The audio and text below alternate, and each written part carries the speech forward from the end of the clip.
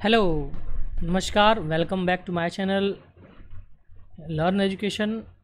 मैं विवेक। आज आपके लिए इस वीडियो में कंप्यूटर सह अनुदेशन सामग्रियां, कंप्यूटर एडेड इंस्ट्रक्शनल मटेरियल्स के बारे में बताने वाला हूं।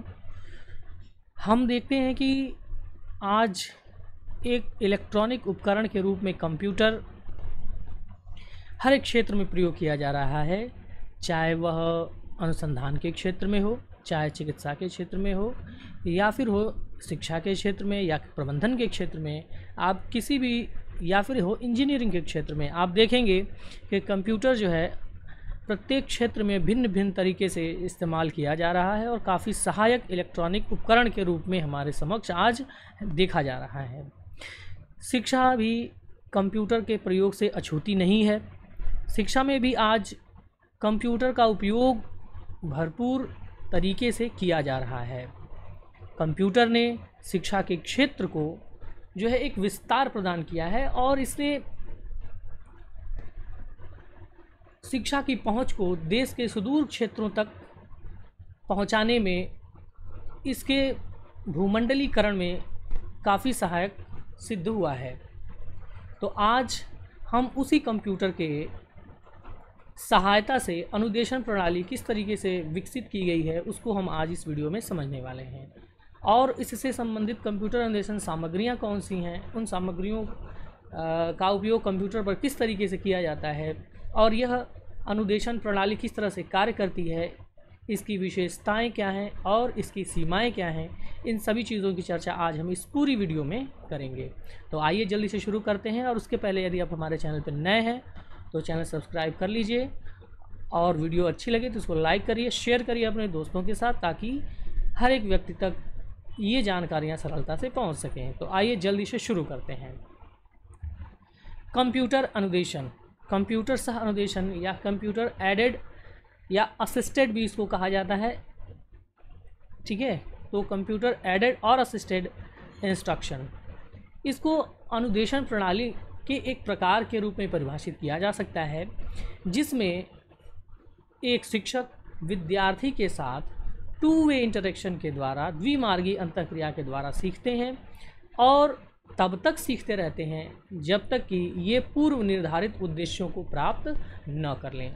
तो इसमें किया क्या जाता है, इसका उपयोग आज के समय में शिक्षा के क्षेत्र में किन किन क्षेत्रों में किया जा रहा है। तो 3 क्षेत्रों में अगर हम देखें तो कंप्यूटर का उपयोग आज के समय शिक्षा में किया जा रहा है। सबसे पहली चीज़ तो अनुसंधान के क्षेत्र में, अनुसंधान में शोध उपकरण के क्षेत्र में, दूसरी चीज़ प्रबंधन के क्षेत्र में, और तीसरी चीज़ शिक्षण अधिगम प्रक्रिया के अंतर्गत।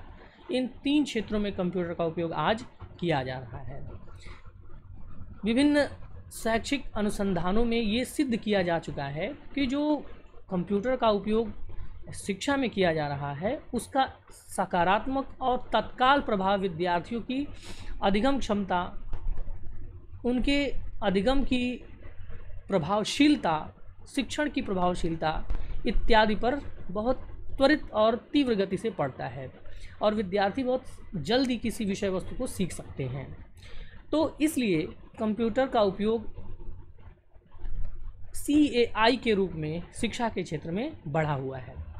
ठीक है, तो इस तरीके से हमें ये समझने की आवश्यकता होती है कि ये कंप्यूटर अनुदेशन प्रणाली जो है वो किस तरीके से कार्य करती है। तो कंप्यूटर सह अनुदेशन प्रणाली शिक्षा में इस प्रकार से प्रयोग की जाती है कि इसमें कुछ कंप्यूटर प्रोग्राम बनाए जाते हैं और उन कंप्यूटर प्रोग्रामों को कंप्यूटर की सहायता से संचालित किया जाता है। जिस तरीके से हम कंप्यूटर पर अलग अलग सॉफ्टवेयर का इस्तेमाल करते हैं, उसी तरीके का कुछ यहाँ पर सॉफ्टवेयर बनाया जाता है। ठीक है, विशेष प्रोग्राम होते हैं और इनको कंप्यूटर में इंस्टॉल किया जाता है। इंटरनेट के द्वारा या ऑनलाइन या ऑफलाइन भी हम इन सॉफ्टवेयर का इस्तेमाल कर सकते हैं और इस सॉफ्टवेयर में आपके पढ़ाए जाने वाली इच्छित विषय वस्तु, जो आप जिस विषय को पढ़ाना चाहते हैं उससे संबंधित विषय वस्तु को इसमें सम्मिलित किया जाता है इस प्रोग्राम में। उसे एक सिस्टमेटिक तरीके से, एक क्रमबद्ध तरीके से व्यवस्थित करते हुए हम उस प्रोग्राम को तैयार करते हैं। और ये जो प्रोग्राम होते हैं वो लीनियर प्रोग्रामिंग या ब्रांचिंग प्रोग्रामिंग के आधार पर निर्मित किए जाते हैं। लीनियर एंड ब्रांचिंग प्रोग्रामिंग हमारे एक अलग वीडियो में जो है आपको मिल जाएगी, उसे आप जाकर देख सकते हैं, है ना। प्रोग्रामिंग टाइप्स ऑफ प्रोग्रामिंग, जिसमें 3 प्रोग्रामिंग हम यहाँ पर पढ़ेंगे, लीनियर, ब्रांचिंग एंड मैथमेटिक्स, ठीक है। तो उसमें से ये जो कंप्यूटर असिस्टेड इंस्ट्रक्शन में जो प्रोग्राम बनाए जाते हैं वो लीनियर प्रोग्रामिंग या फिर ब्रांचिंग प्रोग्रामिंग पर आधारित होते हैं। इसलिए यह किसी भी विद्यार्थी को व्यक्तिगत रूप से सीखने में सहायता करते हैं, क्योंकि एक समय पर एक विद्यार्थी कंप्यूटर के सामने बैठा होता है और उस प्रोग्राम को रन करता है, और उसमें जो भी चीज़ें आपके समक्ष आएंगी उन प्रश्नों को या फिर जो भी क्रियाएं पूर्व निर्धारित की गई हैं उस प्रोग्राम में, उसको सॉल्व करता है, उसको हल करता है, और उन क्रियाओं को करते हुए एक एक करके क्रमबद्ध तरीके से पूर्व निर्धारित उद्देश्यों को प्राप्त कर लेता है। और इस तरीके से हम ये कह सकते हैं कि ये जो कंप्यूटर सह अनुदेशन प्रणाली है, ये एक स्व अनुदेशन या वैयक्तिक अनुदेशन, जिसे हम PSI पर्सनलाइज्ड सिस्टम इंस्ट्रक्शन कहते हैं, और साथ ही साथ या फिर स्व अधिगम तकनीक, सेल्फ लर्निंग टेक्निक जिसे हम कहते हैं, इसका एक माध्यम बनता जा रहा है, ठीक है। इसको हम, जैसा कि मैंने आपको बताया, ऑनलाइन या ऑफलाइन माध्यम से किया जा सकता है। सामान्य रूप से जब ये प्रोग्राम एक बार कंप्यूटर में रन कर दिए जाते हैं और उसके बाद कोई विद्यार्थी इन प्रोग्राम के अनुसार कार्य करता है, सीखता है, तो उस दौरान अध्यापक की जो उपस्थिति होती है वो नगण्य होती है, अर्थात इसमें अध्यापक अनुपस्थित रहता है। कंप्यूटर पर ही विद्यार्थियों द्वारा दिए गए उत्तरों का विश्लेषण किया जाता है, उनका मूल्यांकन किया जाता है, और साथ ही साथ उनके प्राप्त परिणामों का विश्लेषण करते हुए आगे की यूनिट पर बढ़ना है या नहीं बढ़ना है, इससे संबंधित जो है निर्णय तत्काल ही कंप्यूटर के प्रोग्राम द्वारा ले लिया जाता है। तो आशा है आपको ये बात समझ में आ गई होगी कि कंप्यूटर सह अनुदेशन प्रणाली किस तरीके से कार्य करती है, ठीक है। तो यहाँ पर ये जो प्रोग्राम होते हैं वास्तव में या किसी विशेषज्ञ द्वारा बनाए जाते हैं या फिर किसी विशेष शिक्षक, किसी उस शिक्षक द्वारा बनाए जाते हैं जो किसी विषय को पढ़ा रहा है, वही अनुदेशक या शिक्षक इस कंप्यूटर सह अनुदेशन प्रणाली के प्रोग्राम को बनाता है, ठीक है। बात समझ में आ गया। तो इस तरीके से हम ये देख रहे हैं कि ये कंप्यूटर जो है केवल सीखने में ही सहायता नहीं करता है, बल्कि यह विद्यार्थियों के मूल्यांकन के भी कार्य आता है, ठीक है। अर्थात यह सीखने के साथ ही साथ विद्यार्थियों के द्वारा दिए गए उत्तरों का आंकड़ा भी इकट्ठा करता रहता है और उसका विश्लेषण भी करता रहता है। इसलिए हम ये कह सकते हैं कि ये विद्यार्थियों की कई ज़रूरतों को एक साथ पूरी कर सकता है, एक सुपर मशीन की तरह ये जो है वो कार्य करता है, ठीक है। विद्यार्थियों का पूरा रिकॉर्ड कंप्यूटर में सेव होता रहता है, उस प्रोग्राम में सेव होता रहता है, जिसके विश्लेषण द्वारा आगे की विषय वस्तु के संबंध में प्रस्तुतिकरण से संबंधित जो है निर्णय लिया जाता है, और साथ ही साथ पृष्ठपोषण भी, फीडबैक भी विद्यार्थी को दिया जाता है। CAI में क्या क्या चीज़ें होती हैं? तो CAI में ऑडियो, वीडियो, टेक्स्ट, ग्राफिक्स इत्यादि के उपयोग द्वारा उस प्रोग्राम को निर्मित किया जाता है, ठीक है। CAI के द्वारा जब हम विषय वस्तु का प्रस्तुतिकरण करते हैं तो उसमें किस किस तरीके से CAI का उपयोग किया जाता है, तो उसको भी जानना हमें आवश्यक है। तो इसमें ट्यूटोरियल, ड्रिल अभ्यास, अनुरूपण तथा समस्या समाधान उपागम का प्रयोग करते हुए विद्यार्थियों के समक्ष विभिन्न परीक्षणों को उस प्रोग्राम में रखा जाता है और उस प्रोग्राम को इसी अनुसार जो है बनाया जाता है। कंप्यूटर अनुदेशन प्रणाली के कई नाम हैं और इसका उपयोग शिक्षा में भिन्न भिन्न तरीके से होता है, तो हमें उन सभी चीज़ों को जानना भी यहाँ पर आवश्यक है। तो आइए इन सभी का नाम जान लेते हैं। तो एक शब्दावली प्रयोग की जाती है कंप्यूटर बेस्ड एजुकेशन और कंप्यूटर बेस्ड इंस्ट्रक्शन। तो ये शब्दावली तब प्रयोग की जाती है कंप्यूटर बेस्ड एजुकेशन जब संपूर्ण शिक्षण प्रक्रिया के लिए कंप्यूटर का उपयोग किया जाए, तो हम वहाँ पर कंप्यूटर बेस्ड एजुकेशन या कंप्यूटर बेस्ड इंस्ट्रक्शन की बात करेंगे। दूसरा, कंप्यूटर असिस्टेड इंस्ट्रक्शन और कंप्यूटर एडेड इंस्ट्रक्शन। ठीक है, इसमें इसका उपयोग तब हम करते हैं जब किसी एक विषय के अंतर्गत आने वाली विषय वस्तु का शिक्षण हम विद्यार्थी के समक्ष करते हैं। अर्थात जब विद्यार्थी एक विषय को सीखता है कंप्यूटर प्रोग्राम के द्वारा, तो उस दौरान इसको हम कंप्यूटर एडेड और असिस्टेड इंस्ट्रक्शन कहेंगे। ठीक है, उसके बाद तीसरी चीज़ कंप्यूटर असिस्टेड लर्निंग, CAL कब कहा जाएगा?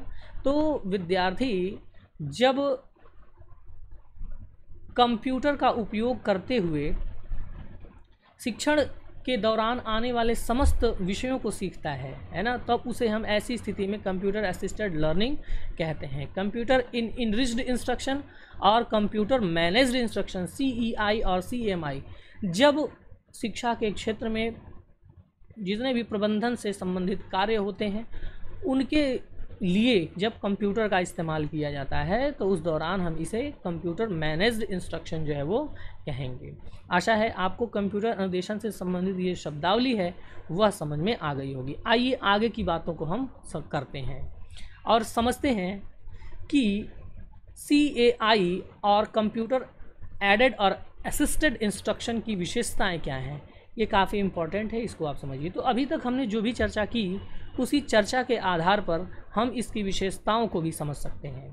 तो आप सबसे पहली विशेषता यहाँ पर देख सकते हैं, इसमें टेक्स्ट या मल्टीमीडिया सामग्रियों का उपयोग किया जाता है। तो कंप्यूटर प्रोग्राम जो बनाए जाते हैं उन प्रोग्रामों में कुछ टेक्स्ट लिखे हो सकते हैं या फिर उसमें ऑडियो वीडियो मीडिया का भी इस्तेमाल किया जाएगा। ऑडियो वीडियो विजुअल मीडिया है ना, ग्राफिक्स इत्यादि का भी इस्तेमाल किया जाएगा। दूसरी चीज़ कि इसमें बहुविकल्पी प्रश्नों का उपयोग किया जाता है। तो जब भी हम कंप्यूटर प्रोग्राम बनाते हैं तो उसमें विद्यार्थियों के अधिगम का मूल्यांकन करने के लिए हम उसमें बहुविकल्पी प्रश्नों को बनाते हैं, न कि जो है लिखित विस्तृत उत्तरीय प्रश्नों को, हम लिखने वाले उत्तरों को जो है हम इसमें ऐसे प्रश्नों का निर्माण नहीं करते। प्रश्न बहुविकल्पी होते हैं। दूसरी चीज़ समस्या समाधान उपागम। यहाँ पर समस्या समाधान उपागम का प्रयोग करते हुए अर्थात विद्यार्थियों के समक्ष कोई समस्या रखी जाती है और समस्या से संबंधित समाधान के द्वारा विद्यार्थियों को सिखाया जाता है। तो इसलिए समस्या समाधान उपागम का प्रयोग यहाँ पर किया जा रहा है। विद्यार्थी जैसे ही अपने उत्तर को देता है, तत्काल उसका उत्तर गलत है अथवा सही है इसकी प्रतिपुष्टि उसे प्राप्त हो जाती है। CAI की ये चौथी विशेषता है। पांचवी विशेषता की अगर बात करें तो गलत उत्तरों पर सही जानकारी तुरंत उपलब्ध हो जाती है। अर्थात यदि विद्यार्थी किसी प्रश्न का गलत उत्तर देता है तो प्रतिपुष्टि के अंतर्गत फीडबैक उसे मिलता है और उस फीडबैक में बताया जाता है कि विद्यार्थी का उत्तर गलत है अथवा सही है, और यदि उसका गलत उत्तर उसने दिया है तो सही उत्तर क्या है इस बात की भी जानकारी विद्यार्थी को दी जाती है, और यदि उसने गलत उत्तर दिया है तो उस गलत उत्तर में उसने क्या गलती की है इसकी भी जानकारी तत्काल उसी स्क्रीन पर विद्यार्थी को दिख जाती है। तो सही और गलत उत्तरों की जानकारी तुरंत विद्यार्थी को कंप्यूटर असिस्टेड इंस्ट्रक्शन के अंतर्गत मिल जाती है। तीसरी चीज़ विद्यार्थियों का जो है अगली विशेषता है कि विद्यार्थियों का प्रदर्शन का पूरा रिकॉर्ड रखा जाता है। अर्थात विद्यार्थी किसी एक प्रोग्राम में जो भी विषय वस्तु सम्मिलित हैं उसको सीखने के दौरान जितने भी परीक्षण मूल्यांकन से संबंधित प्रश्न पूछे जा रहे हैं और जिस प्रकार के उत्तर वो विद्यार्थी दे रहा है उन सभी का रिकॉर्ड कंप्यूटर स्वतः ऑटोमेटिकली उसमें सेव होता रहता है कि विद्यार्थी ने कितना समय लिया, किस पोर्शन में विद्यार्थी का जो अधिगम स्तर है वो कम है ना, और किस में अधिक सीखने की या किस पे और अधिक जो है जानकारी इकट्ठा करने की, अधिगम करने की आवश्यकता है। आजकल जो आप ऑनलाइन एग्ज़ाम्स देते हैं, ऑनलाइन टेस्ट सीरीज़ वगैरह देते हैं, कुछ वह कंप्यूटर असिस्टेड इंस्ट्रक्शन का एक रूप है, ठीक है। लेकिन जो हम ऑनलाइन एग्ज़ाम जो प्रैक्टिस सेट्स देते हैं उसमें केवल क्वेश्चन पूछे जाते हैं, ठीक है, डायरेक्ट। लेकिन कंप्यूटर असिस्टेड इंस्ट्रक्शन में पहले कुछ सिद्धांत को सैद्धांतिक टेक्स्ट के रूप में कुछ जानकारी आपको दी जाएगी, मल्टीमीडिया ऑडियो विजुअल के द्वारा जानकारी दी जाएगी, और उस जानकारी देने के बाद आपसे कुछ प्रश्न पूछे जाएंगे, है ना, और उस प्रश्न का जवाब आप देंगे और उसके बाद आपका मूल्यांकन जो है वो किया जाएगा, ठीक है। बात समझ में आ गया ना। उसके बाद आपके सही और गलत उत्तरों की जानकारी तत्काल आपको प्रतिपुष्टि के रूप में प्राप्त करा दी जाएगी। अभ्यास के लिए प्रश्न, इसमें अभ्यास के लिए प्रश्न भी दिए जाते हैं। साथ ही साथ परीक्षण की बात हमने अभी कर ली कि इसमें विद्यार्थियों का परीक्षण साथ के साथ चलता रहता है। नवी विशेषता इसकी ये है कि ये स्वगति से सीखने के अवसर प्रदान करते हैं। विद्यार्थी के समक्ष समय की बाध्यता नहीं होती है। विद्यार्थी अपनी गति से उस विषय वस्तु को सीख सकते हैं और बार बार सीख सकते हैं। जितनी बार वो चाहें उतनी बार उस प्रोग्राम को चलाकर किसी विषय वस्तु को सीख सकते हैं। तीसरी चीज़, विद्यार्थियों की क्षमता के अनुसार पाठ्य वस्तु का निर्माण किया जाता है। यानी कि कंप्यूटर असिस्टेड इंस्ट्रक्शन में जो भी प्रोग्राम निर्मित किए जाते हैं वो विद्यार्थियों की क्षमता के अनुसार निर्मित किए जाते हैं, ठीक है। तो इसके द्वारा विद्यार्थी एक सिस्टमेटिकली एक क्रमबद्ध तरीके से पहले सरल चीज़ों को और उसके बाद धीरे धीरे लेवल बढ़ते हुए कठिन चीज़ों की ओर बढ़ता जाता है और वह सरलता से किसी विषय वस्तु को प्रभावशाली तरीके से और आसानी से सीख जाता है, ठीक है। चलिए आगे की बात करते हैं। इसके प्रकारों की अगर बात करें तो यहाँ पर CAI जो है, CAI के प्रकारों को यदि हम देखें तो सबसे पहला है ड्रिल अभ्यास, ठीक है। ड्रिल अभ्यास के रूप में CAI का उपयोग किया जा सकता है। दूसरा चीज़, ट्यूटोरियल प्रविधि के रूप में भी CAI का उपयोग किया जा सकता है। अनुरूपण या सिमुलेशन के रूप में भी CAI का उपयोग किया जाता है, ठीक है।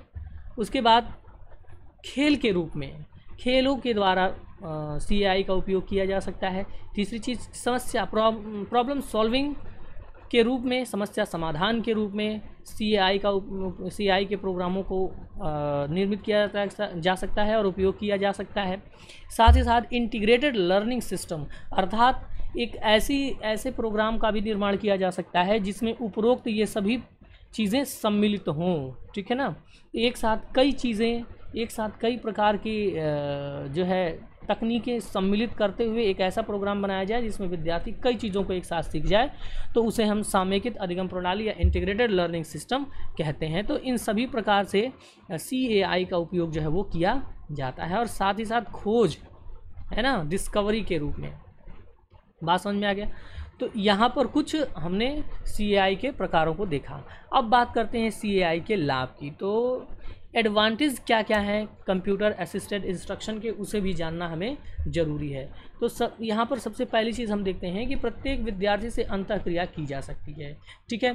प्रत्येक विद्यार्थी से अंतःक्रिया का मतलब एक विद्यार्थी एक समय में एक कंप्यूटर प्रोग्राम को रन करता है, ठीक है, उसके सामने होता है तो विद्यार्थी से सीधे ही अंतःक्रिया की जा सकती है। कोई शिक्षक यदि ऑनलाइन इस प्रोग्राम को चला रहा है तो वो कई विद्यार्थियों को एक साथ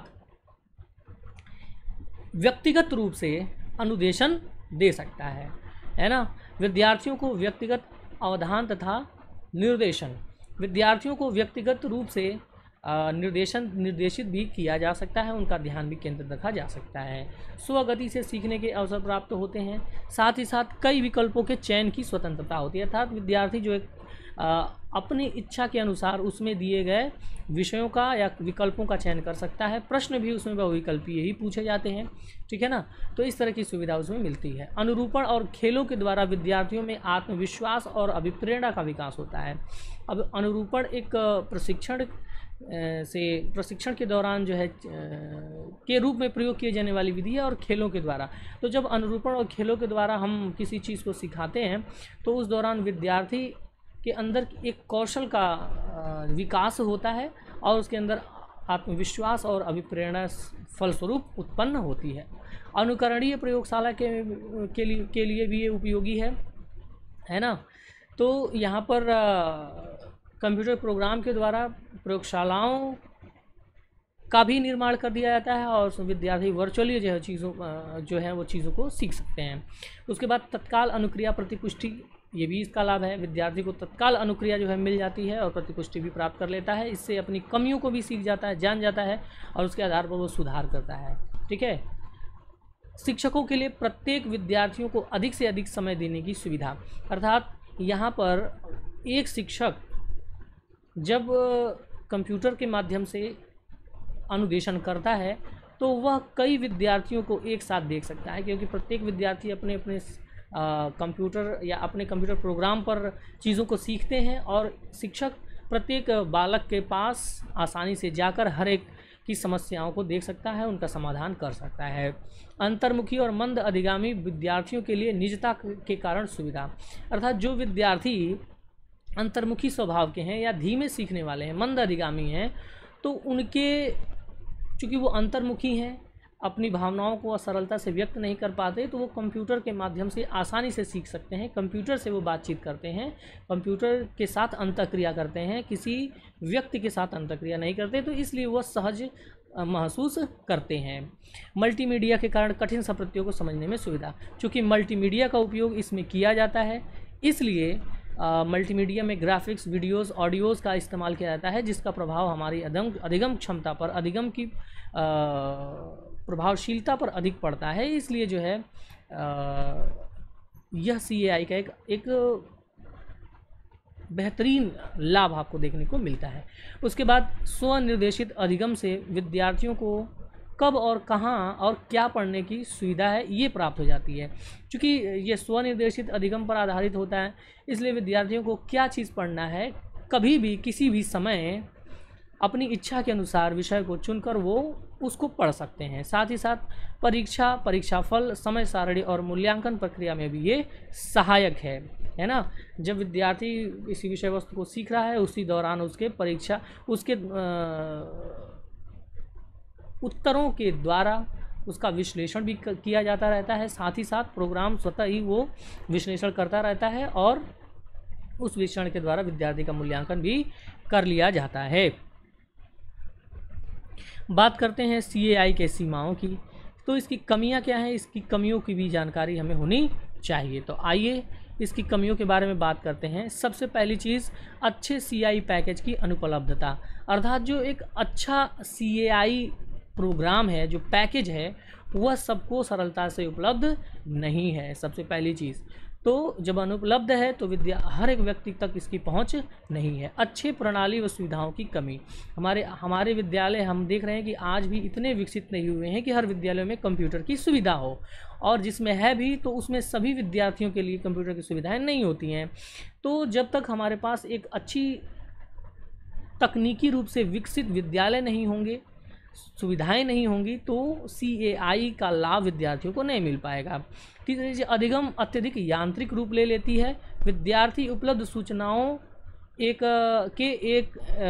रूपात्मकता और स्रोतों से उब सकते हैं। कहने का मतलब ये है कि विद्यार्थियों के सामने एक पहले से डिज़ाइन किया गया प्रोग्राम प्रस्तुत कर दिया जाता है। अब उस प्रोग्राम में कोई बदलाव नहीं किया सकता, ये एकदम रिजिड जो है वो कठोर हो जाता है।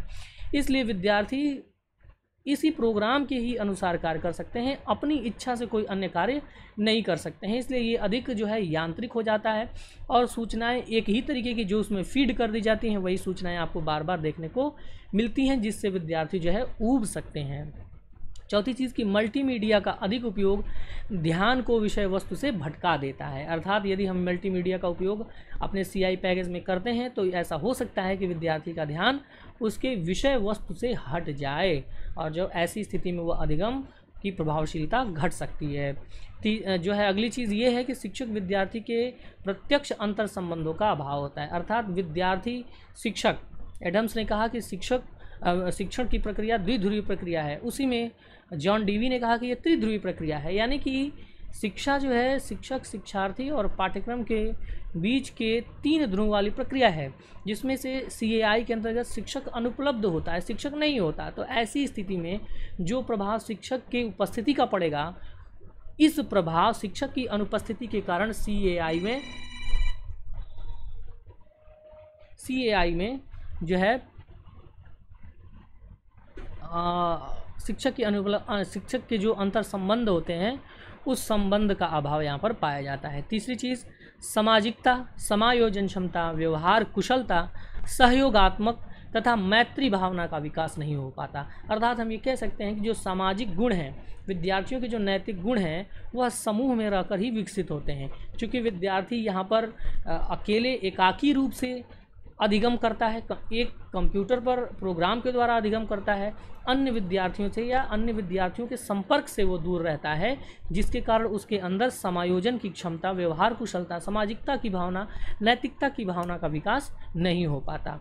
इच्छा के अनुरूप कार्य न कर पाने के कारण स्वतंत्र कार्य क्षमता, आत्मनिर्भरता, नेतृत्व क्षमता और तार्किक विकास विद्यार्थी का नहीं हो पाता है। अर्थात विद्यार्थी अपनी इच्छा से काम नहीं कर सकता है। कंप्यूटर में जो चीज़ें फीड कर दी गई हैं, जो प्रोग्राम में एक बार व्यवस्थित कर दिया गया है, सेट कर दिया गया है, उसी के अनुसार विद्यार्थी सीखता रहता है, जिसके कारण उसे स्वतंत्र रूप से कार्य करने की क्षमता का विकास उसके अंदर नहीं हो पाता, उसके अंदर नेतृत्व की क्षमता का विकास नहीं हो पाता और तार्किक बुद्धि, अपनी बुद्धि को तार्किक रूप से प्रयोग करने की क्षमता का विकास विद्यार्थी के अंदर नहीं हो पाता है। तो इस तरीके से हमने CAI कंप्यूटर असिस्टेड इंस्ट्रक्शन के संप्रत्यय, उसकी लाभ, उसकी सीमाएं, उसकी विशेषताएं इत्यादि सभी पर हमने आज इस पर चर्चा की है। आशा है आपको कंप्यूटर असिस्टेड इंस्ट्रक्शन से संबंधित सभी चीज़ों की जानकारी प्राप्त हो गई होगी, चीज़ें समझ में आई होंगी। आपके लिए अगर उपयोगी लगे तो इस वीडियो को आप ज़रूर लाइक करें और अपने सहयोगियों तक इसको शेयर करें अधिक से अधिक। और हमारे चैनल पे अगर आप नए हैं तो मैं फिर से कहना चाहूँगा कि चैनल को सब्सक्राइब ज़रूर करें, हमारे परिवार को बढ़ाने का प्रयास करें, ताकि हम शिक्षा के क्षेत्र में विशेष कार्य कर सकें और आगे चलकर एक अच्छे शिक्षक के रूप में देश की सेवा, अपने समाज की सेवा कर सकें। वीडियो में अंत तक बने रहने के लिए आपका बहुत बहुत धन्यवाद। नमस्कार, शुभ दिन।